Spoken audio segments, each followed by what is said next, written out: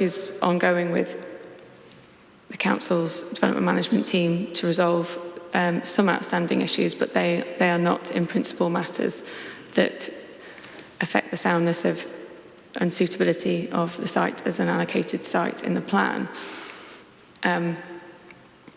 Our delivery expectations for the site have been presented to you, and they have been considered in association with, or in collaboration with Persimmon. The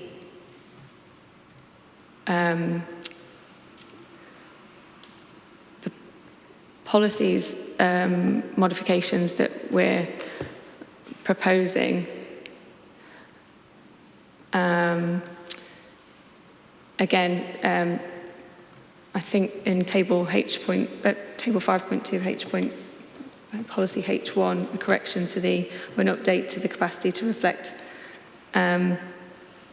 what's on this. Oh, I think, sorry, apologies, I know what had occurred.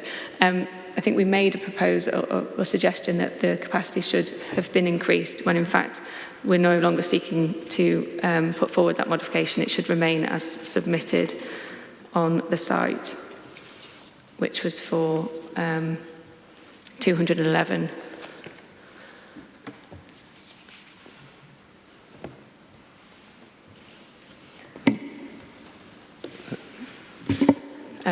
Sorry. Then if we turn to the policy itself,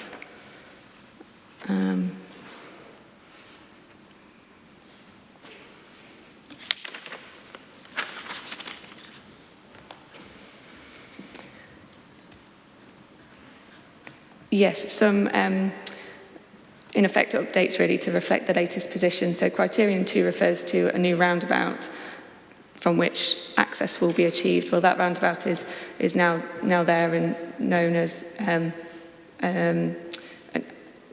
as Kimberlow Rise, and that spur off there is actually in position and can be used to access the site.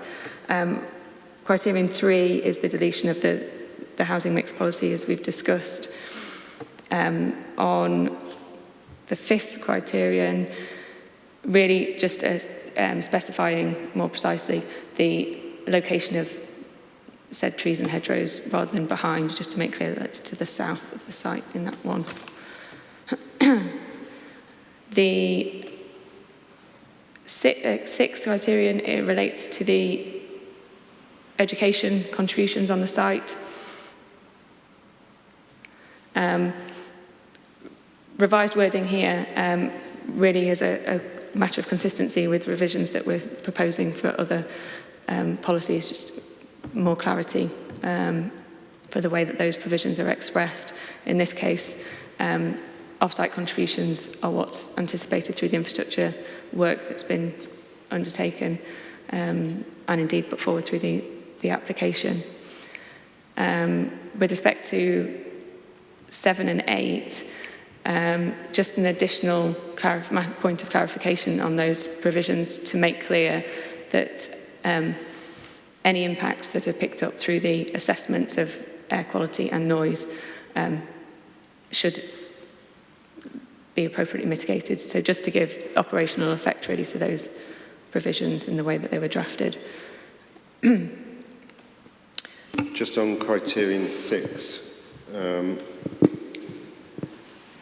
which I think is about expanding existing schools, is it? Through developer contributions. Are existing schools physically capable of the expansion needed? Yes, you'll see from the infrastructure note, which I will get the reference for in 1 second. Yes, that has been looked at and those have been identified. I think it's the EX-CYC 79, but forgive me, just let me double check that reference. Yeah, thank you. Yes, that is correct. Sorry, EX-CYC 79, and you'll see in there that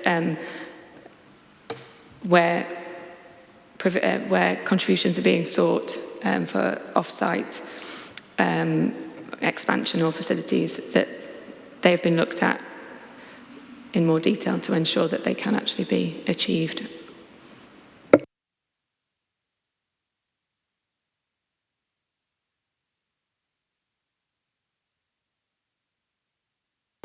Appendix 1 to that document, sir, gives you the detail.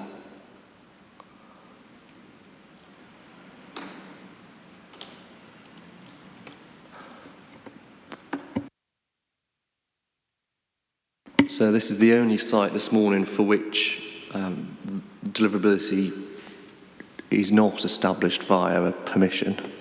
We've dealt with that through our evidence, for which I'll give you the reference. It's CYC 76F, and it's the first page of that document.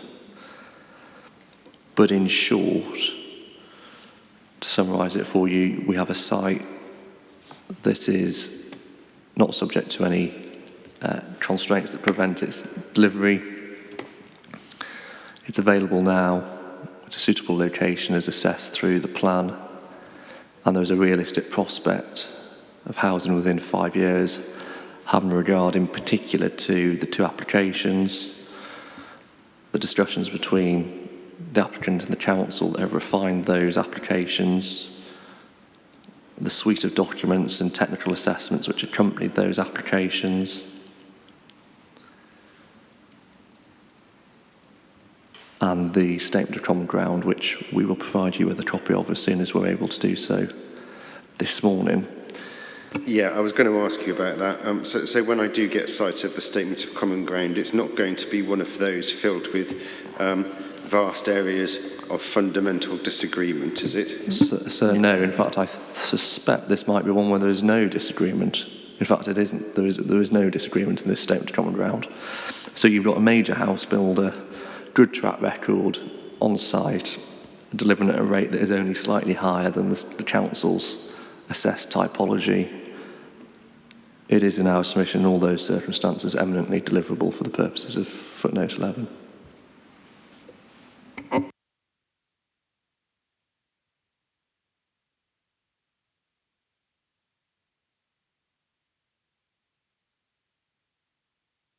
Okay, what I might do just before moving off this site is take the sort of morning short break. Will I be able to have sight of the statement of common ground so that I can enjoy my time over the next 20 minutes and read that? So I have a copy, but what is the problem with it is it's not the signed copy, and it's still got some track changes that are being swiftly removed. So the short answer is I can give you that with health warnings, if you like. You will certainly get the gist of it, but I'd want to take it back off you and substitute it for the real thing slightly later if I could.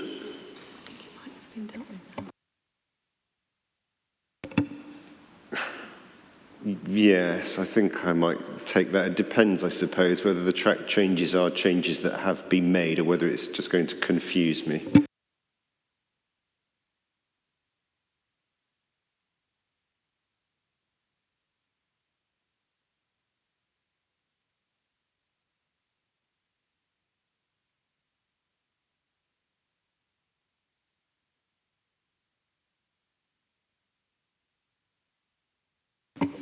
They won't confuse you on what matters, if I can put it like that. Okay, fine. In which case I will take that and have a look through over the break. So I make it 10:56. I'll adjourn the hearing until... Before you take a break, could I just raise one small matter? We're due to deal with the SS9 site later on. The schedule of modifications does not have the modifications for SS9 in it. I don't know whether that's going to be tabled or what, but it would be helpful to read it in the break if it's available. Well, yeah, I only like to do so much reading during my breaks. I do like to actually have a moment's repose. Perhaps if you could ask the council about that during the break, that may well be helpful. So look, it's now 10:56. I'll adjourn the hearing to resume at 11:20. Thank you.